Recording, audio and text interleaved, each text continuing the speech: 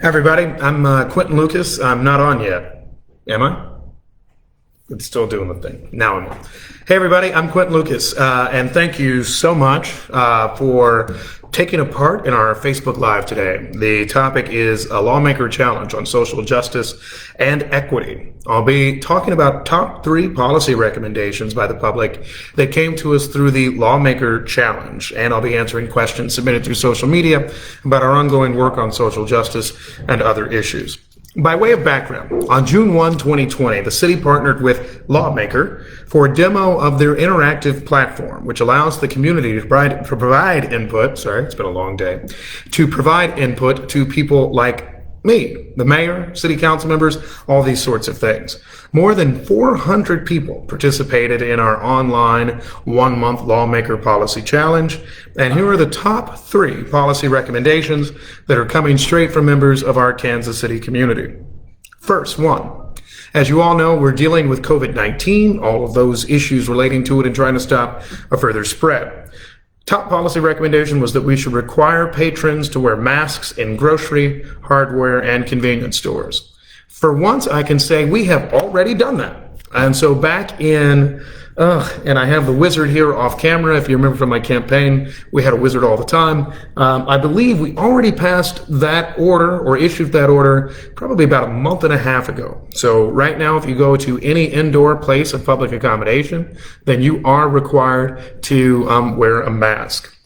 But we are thinking about expanding that order to go even further. I've talked in recent weeks to Dr. Deborah Birx of the White House Coronavirus Task Force and our own health director, Dr. Rex Archer, who has recommended a few things. 1, delaying the start date for public schools. And so here in Kansas City, we did actually delay the start date for public schools, at least by recommendation. Most school districts, and a good number of them, have elected to do so. There are some that did not, but nevertheless, that is a good chunk of the work that we've done so far. The other thing that we have done is to look to expand our mask order. And so in connection with expanding the mask order, our idea there was that we wanted to make sure people know that not only when you're in an indoor place of public accommodation, but also when you're outside and you can't maintain social distancing, you should have a mask on. And it's a different day for all of us, but I think all of us basically walk around with a mask all the time. And so, and now it's kind of a thing of never leave home without it. So I've got mine. You got to make sure you have yours. That's another step. Probably next steps in terms of COVID-19 response. There is discussion about bars and restaurants. Some looking to close bars entirely, which is an area where spread can happen. Some looking for restaurants to go to a 25% capacity. The real story is this. We're having significant issues with community spread, really not at formal bars or anything like that, but instead in areas that I like to call informal spread. What is informal spread? Informal spread includes those outdoor backyard parties. And so for those of you who get invited to those where there may be 20, 30 people without a mask, it's important and indeed imperative for you to make sure that you're telling folks, maybe we should limit it at 10. Folks should still have masks, particularly when they're coming from different families. And that will probably be a look at kind of what our next order is about. Next question I got from folks, or recommendation, was automatic voter registration in Kansas City. And in terms of that, we cannot do that, unfortunately, the automatic voter registration. What that means is that when you get your license, for example, then you're already registered to vote. The state of Missouri, unfortunately, preempts us, thus doesn't allow us to do that sort of thing. And so we don't have the chance to do it. However, I've introduced an ordinance here at City Council that allows employees paid leave up to 2 days a year to work at election polls. 20 city employees have already participated in that program at our last Tuesday election. It made sure the process was more efficient, was workable, and we hope to have even more. We're proud of our Kansas City, Missouri employees, and we're happy to always make voting much easier for all of us. So that was a big part of what we're doing. We will continue to try our best to make sure that there is better and more ample opportunities for voting for all that sort of work. Our next and third point related to policing, which is something that you would absolutely expect. And the recommendation was that we should create an independent community review board. I've introduced already several resolutions at the Kansas City Police Department's Board of Police Commissioners, which run the police department. For those who don't know, unlike other cities, the Kansas City Police Department is run by a group of 5 people. 4 of those people are appointed by the governor of Missouri. One of them, me, is elected by the people of Kansas City. I would love to see us flip that number. And I would say that, and by the way, Cassidy, Job, you ask, so you can't gather 10 people at your house, but protests of thousands are allowed? No, you can gather 10 people at your house. The idea is that maybe sometimes you shouldn't. There are a lot of things that you maybe shouldn't do, but that aren't against the law, right? I don't actually think it's good for you to smoke 3 packs of cigarettes a day, but you can do it. We'll just tell you that it's not good for public health. Same thing with a lot of other things. But anyway, let me get back to the policing point. I have introduced a number of resolutions to increase independence of our police board, doing a few things. 1, referring all complaints that have been sustained to our county prosecutor. 2, moving our current review structure, the Office of Community Complaints, out of the Kansas City Police Department. Right now, the Office of Community Complaints reports its findings to the Board of Police Commissioners. I think it's fair, and a lot of people have said it, and I think they've said it with some true merit, that are we as independent as we need to be? And so that is kind of an important next step. A few other things that we've changed in the police area. 1, we require the Kansas City Police Department to reverse its policy of not sending probable cause statements to county prosecutors. And so that's an idea where we need to make sure that where there is an investigation of an officer-involved shooting, you can get information to the prosecutor as soon as possible, not making some big discussion internally or decision alone. Another thing that I've done, and by the way, I have notes for all this stuff, and there are 8 changes that I've already proposed. But I usually just like to talk one-on-one to you, so I'll get to the comments as soon as possible. We are requiring the Kansas City Police Department to provide weekly updates to the Kansas City, Missouri City Council. We think that's vital and actually really important for us so the public has a better idea of what's going on. We've also compelled change of the Kansas City Police Department's use of tear gas, projectiles, and other tools merely for crowd control.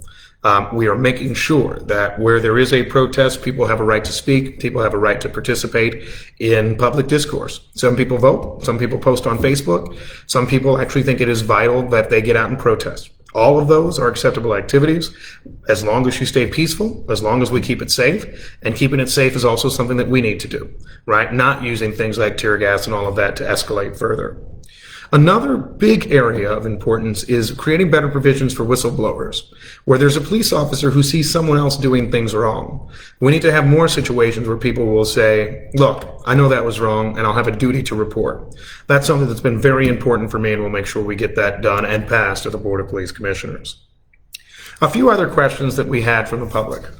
This is in connection with social services and police reform. Olivia asks, is the city considering reallocating money from the Kansas City Police Department to other helping and service professions, such as crisis intervention teams, social workers? By the way, Cheryl Ferguson, I see something good that you said about interactions of police and keeping track of them, and we already have an ordinance for that. We have a policy already, and I'll get back to that in 1 second. I'm taking note of it. But the question is the city considering reallocating money from KCPD to other helping and service professions? Oh, good Lord, people. Let's just stop real quick. So Aaron Michelle says, so you saying cops are liars with no integrity, always good to be reminded where you stand. Aaron, people, because I got folks on every side here. Let's just change what this is going to be about. Look, we're trying to come up with policies that will make a change and a difference for the world. Saying that accountability is something that's important doesn't mean that you're saying that every class of person is a liar or terrible. And you know what, frankly, it's BS to suggest such a thing. Instead, what we're actually trying to say is, hey, let's help you do your own job better. Let's make it so there is a record, right? Let's make it so people know there's a robust complaint process. Let's make it so people actually know, hey, when people are saying all these things about can I trust the police or not, you say we have 10 rules that show that we review complaints, that there's a good process, that everything is actually working well. So yeah, enough of the hogwash, people. Come on. We're trying to actually figure out how to make our community better. Name calling and all that sort of stuff back and forth gets us nowhere. And I know it's cool for you to do it on politicians' pages. But that's kind of a big and important part for us, okay? I'll get back to some of the others, right? The OCC is separate. No, the OCC, the Office of Community Complaints, still reports to the Board of Police Commissioners. That's why it'd be better if they reported to an independent source. Why wouldn't you want them to report to an independent source, right? If they're independent, then go to a group that actually is independent. There's nothing wrong with that. Let's carry on. I'm getting into the moment. All right. Olivia from Facebook asks, is the city considering reallocating money from KCPD to other helping and service professions, such as crisis intervention, social workers, community mental health, domestic violence, etc.? Many are asking about funding for social services and mental health. A few things. First of all, in the department already, there is a crisis intervention team. They do good work. Frankly, we need to increase their size. We need to actually look to make sure that we're doing more of that work that is hands-on with the community, that is not necessarily the enforcement side. I've said this to anybody who can listen. Our crime problem actually speaks to prevention, intervention, and enforcement, or clearance, really, is how I see it. We spend a whole lot of time talking about enforcement, right? The whole conversation on Operation Legend is enforcement. The whole conversation on more police, less police, whatever, is enforcement. The whole conversation on punishments for people, enforcement. Yeah, we can't do that forever. We've been doing enforcement at high levels for years, for decades, really. When I was a kid, they started trying to charge youth for more offenses, right? You saw 12, 13-year-olds getting charges that were hung on them. What difference did it make? I'm 25 years older than I was then when we darn near broke our last homicide record. I guess it's 28 years ago now. And so what have we done? We still have the same crime problem. We still have the same challenge. We still have full prisons. We've got to do more. We've got to work on prevention and intervention. And frankly, when I talk to police officers, they say, yeah, we like those other tools. We like those other folks that are actually doing work to make sure that there's less crime later. We're doing things to de-escalate. We're doing things to defuse. We're doing things to give people who are getting caught in the system second chances. That's why I've done my work on marijuana reform. Why is it that when I went to a majority white college, right, people who were smoking weed were actually just existing in college, they got good degrees, now they all live in New York and are making a lot of money. Whereas if you're on the streets in Kansas City and you're 19 and you were busted, then you're getting a prison charge hung on you, right? And then you're actually dealing with probation and parole, then sometimes you're caught reoffending, right? That is some of the challenge that we have, okay? Kissy from Facebook asks, with Medicaid expansion on the way, has the city looked into how available services, personnel, and beds can be expanded to offer services to this newly eligible segment of the population? So here's the thing, right? It'll still be a little bit of work in the state legislature to make sure that we actually get Medicaid expansion delivered. And that is unfortunate, and it is frustrating for us. But nevertheless, we're going to make sure we get our work done. Kansas City is looking at, frankly, how we can use our personnel better, how we can make sure there's expanded space, not just for mental health services, but domestic violence services. If you want to talk about travesties in the world, a travesty is the fact that every bed at our domestic violence shelters most nights in Kansas City is full. And what happens when every bed is full? It means that someone who is trying to get away from an abuser is calling 911 and has nowhere to go. That's the sort of thing that I want us to see expand, not only just in our health professional services, but frankly looking at how we can tie more city services to support in connection with those areas and those issues. Holly from Instagram asks, getting KCPD back from being controlled by the state. Can this happen? Can we get local control? It takes a lot of work. It will require state action, either a vote of the public or alternatively, state legislative change. I think I'm supportive of that, the change. We are going through the work right now to figure out how to get it done right. But it's hard, and it's going to require us to either convince a bunch of conservative legislators, or alternatively, we're going to have to actually get to a ballot issue and get signatures throughout Missouri of hundreds of thousands of Missourians. That's how we got to Medicaid expansion, and so that's where we largely are. Okay? A question on Operation Legend. How has Operation Legend been affecting Kansas City so far? Are there still federal officers in Kansas City? When I think about Operation Legend, I know there's a debate on its effectiveness. To me, it is very similar to what happens in Kansas City frequently when the U.S. Marshal Service comes in and picks up a number of fugitives. It has largely been prosecuted, as far as I can tell so far, as a citywide warrant check. It is not something thus far that I think has led to many homicide charges, aggravated assault, or non-fatal shooting charges. I think that was what was said to a lot of people. That's what was sold. I would appreciate it doing that. But, it's kind of, it's been a challenging issue for us to try to get them to veer towards that. I've said a few times this about Operation Legend. If we actually took some of those officers that are still here and will be here, I think, for another 30 days, and said, let's just match each one to an unsolved homicide, what a difference could that make, right? Instead, what we're doing is actually just having them, I guess, collect fugitives. It's not going to make a long-term dent in our murder numbers. It's not going to make a long-term dent in our non-fatal shooting numbers, and that to me is a problem. Yes, if you're a fugitive from justice and you've done enough things to have a warrant, particularly a serious violent crime one, that's sure, I guess you're subject to getting picked up. But I would love to see us actually be creative with our efforts, be creative with our focus in terms of making sure that, we're using those really creative ideas to solve homicides in Kansas City, to actually get those sorts of solutions that we need. On housing, Alicia on LinkedIn asks, what can we do at the local level to prevent evictions? To prevent evictions at the local level, we're already planning a few things. One is to make sure that we create a better supply of housing and better housing opportunities in our community. Right now, you have people that are stuck with, by the way, so people are still talking about Operation Legend. They will be gone, and they will be gone soon. The question for us is, what do we do next to stop violent crime? I don't support actually just bringing in more federal agents, more law enforcement, anything of that sort. But what we need to do is actually make sure we are working on that three-pronged approach that I said before: prevention, intervention, and enforcement. Prevention, intervention, and enforcement.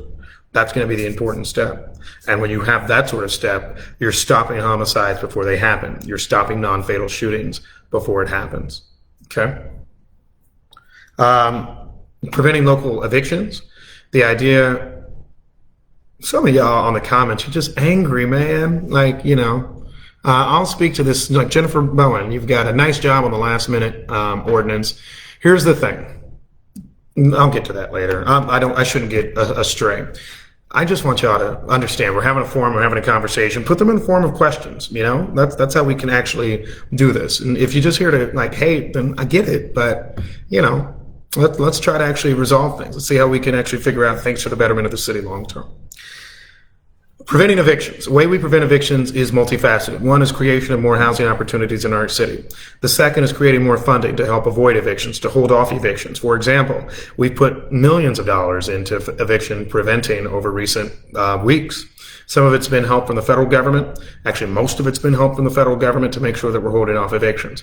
If you live in the Clay County or Northland part of Kansas City, the northeast part of Kansas City, then we have an eviction assistance. We have funds to help prevent evictions, to help people pay their utilities. Those are some of the things we're trying to do to make sure that there aren't more evictions. But long term, we've got to make sure that we're doing the work. That we're doing the work of creating housing opportunities, creating more tenants' rights, et cetera. Okay?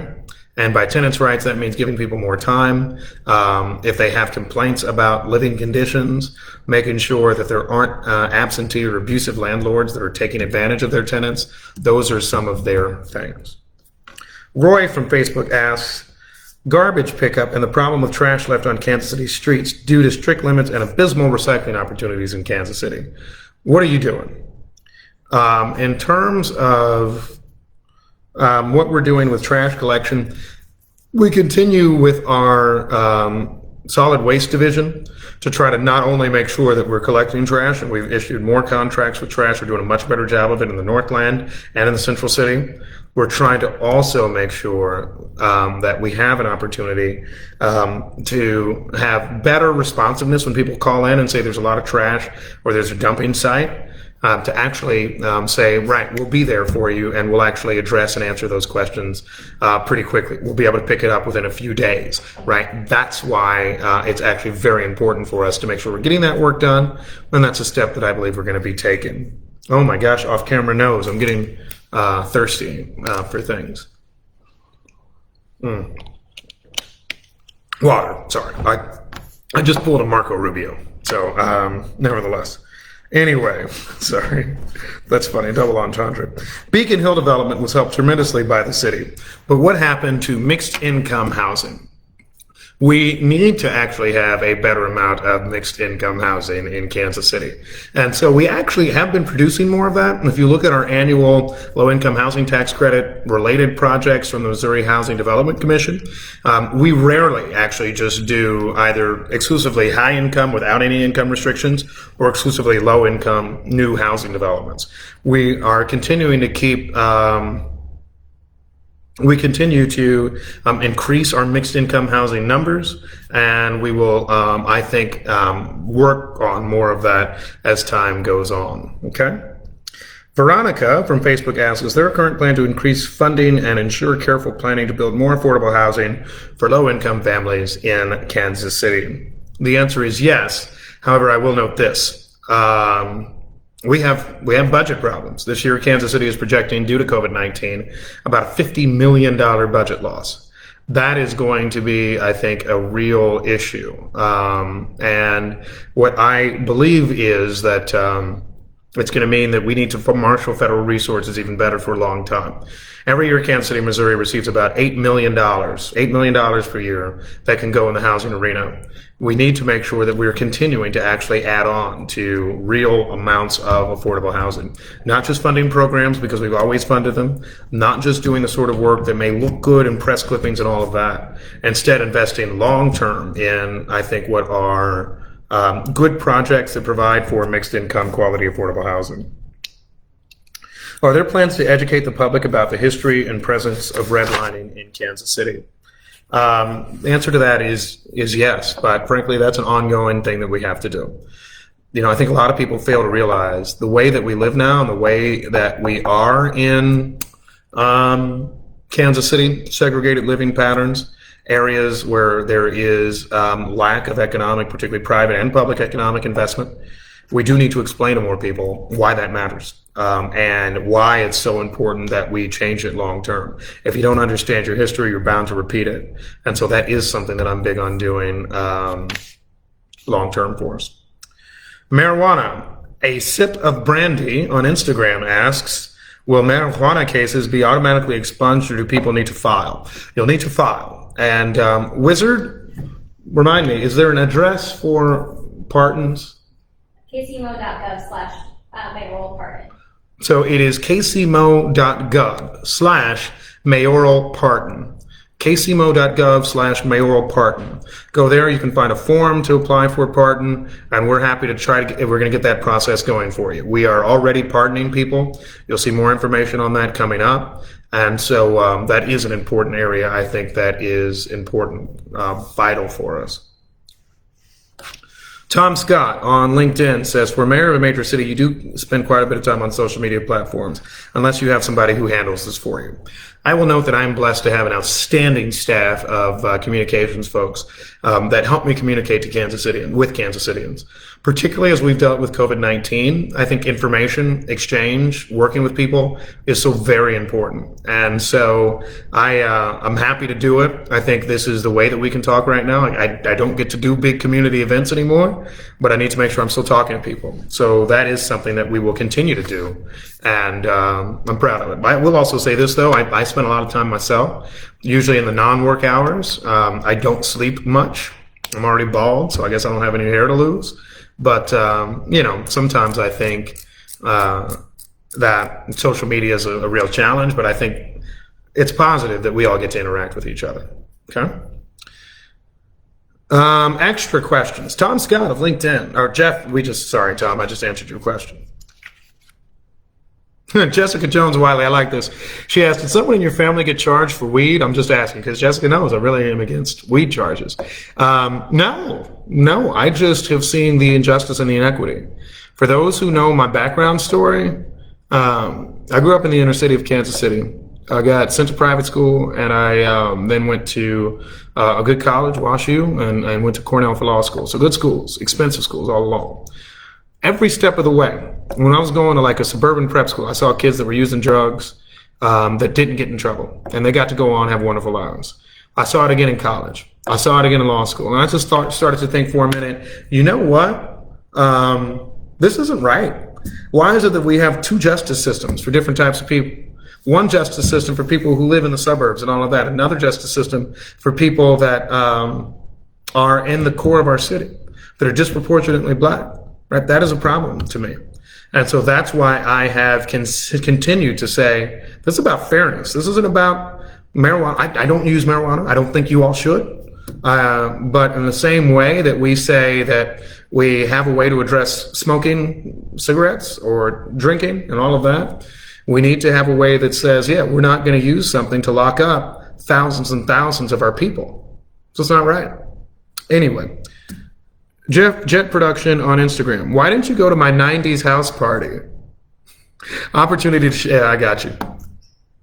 I would have loved to go to the 90s house party, but yes, during the time of COVID-19, we shouldn't be having house parties. And so for all of you who are doing those big house get-togethers, please don't. And let's be honest. Let's just be real. Just, this is between me, you, and the fence post behind you, okay? Be a social person.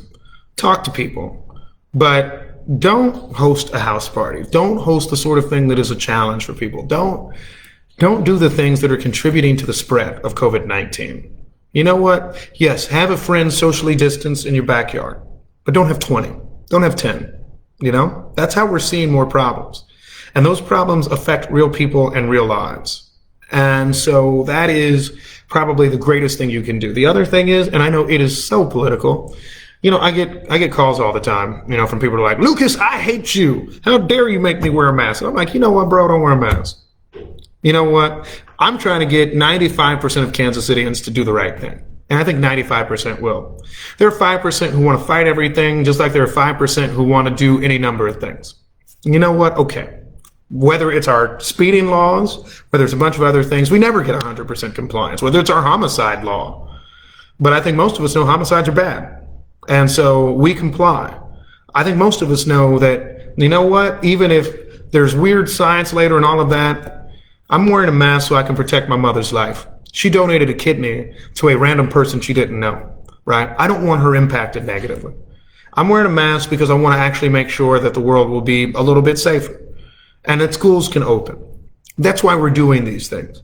It's not about power. It's not about anything else. But, I sit in this office almost all day. I don't actually feel like I have that much power. Instead, we're doing it because it's right. Okay. Now we get to go to the comments. And I love my comment people. I got about 10 minutes for comments. So let's do it all. Kyle Blaylock, you are a funny man.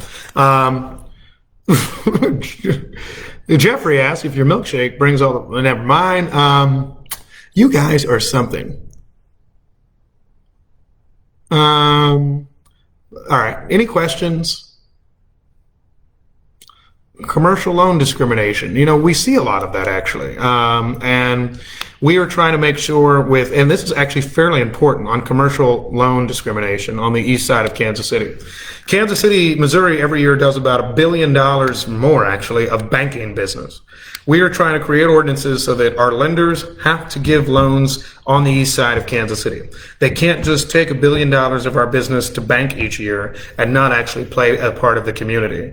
And so I think the thing is, it's going to be important for us to make sure that we are doing, I think, what is important and vital work to really call out people that aren't working with us, make sure in our procurement processes we give advantages to people who do, and that's how I want to go forward.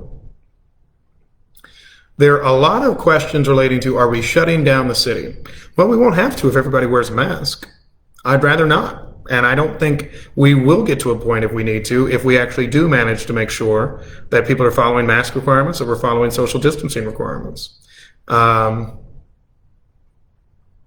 Cheryl Ferguson writes, you have enough power to convince the commissioners they need to have a public meeting. I do, and I've actually brought that up the last time. Cheryl, I will try to do that again. Last time I actually said there's no reason that we don't do in person. They actually cited my own order back at me. But no, I think it is time that we actually have public meetings. It'll probably be a restricted number because we are still trying to make sure we do that. But no, I think the public needs to be able to be a part of it, be a part of public meetings. We do that at City Council. I'm the mayor of Kansas City. I think that's important. Can you speak on why your election campaign received $30,000 from the Fraternal Order of Police? First, I'm not sure. I'll need to check it. There are funding limits for actual campaigns. And so the mayor's race, there would have been a maximum donation allowed of probably about $3,000 in the primary and $3,000 in the general. So the most that you could have seen was $6,000. I was endorsed by a number of organizations. A lot of them did donate to me during the campaign. I don't think that actually controls what I do now. If you've looked at some of my votes, I vote against a number of people that had given me donations before. It's part of being mayor. It's part of annoying people. I have not personally talked to the head of the Fraternal Order of Police in a while now. However, there are some leaders of civil rights organizations who have. And they don't want us to run a local control ballot question, which is interesting because it seems like they're working together more than perhaps others are. I think that is a challenge. It's a reality of politics. But you know what? I'm just going to try to do what's right. I'm not here to try to call out other people. That's why I'm just answering the questions that I have. But no, I don't think I'm controlled by anybody. If you were to ask them right now, I think they would say I'm not doing everything that they want me to do. And so that's how we do things right. Now, I'm not always going to do everything that you, for example, want me to do either. But that's balance. That's life. And that's public service. A lot of you are talking about masks.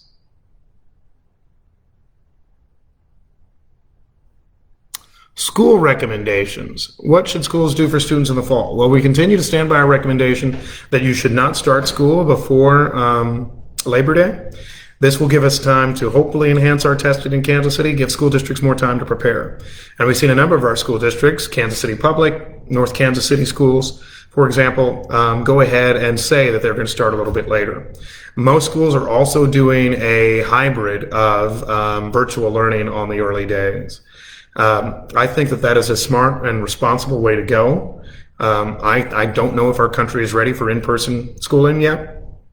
We're certainly not taking the steps necessary.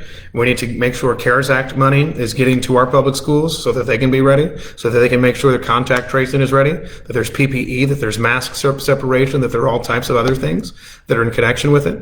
And, you know, we haven't done that yet. And so I'd like to see us do more of that work.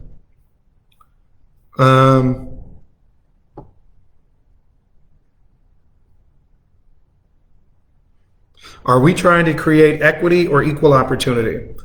That's every day. It's every day that we try to create more equity and equal opportunity. And I'll tell you this, it's challenging because everybody has a different view of what the best way to get to that is.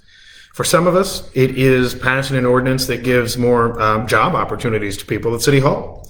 For others, it's investing in small businesses and allowing them to grow.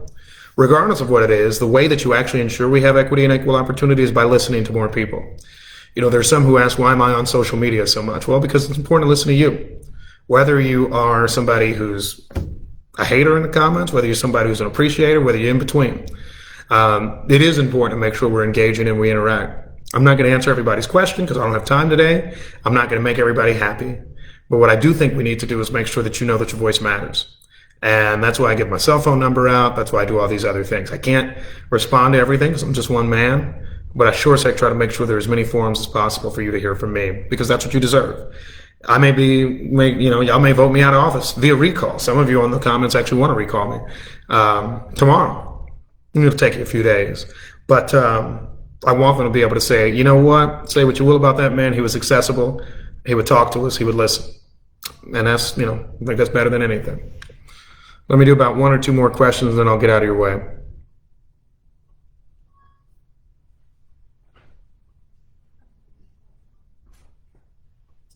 Oh, okay.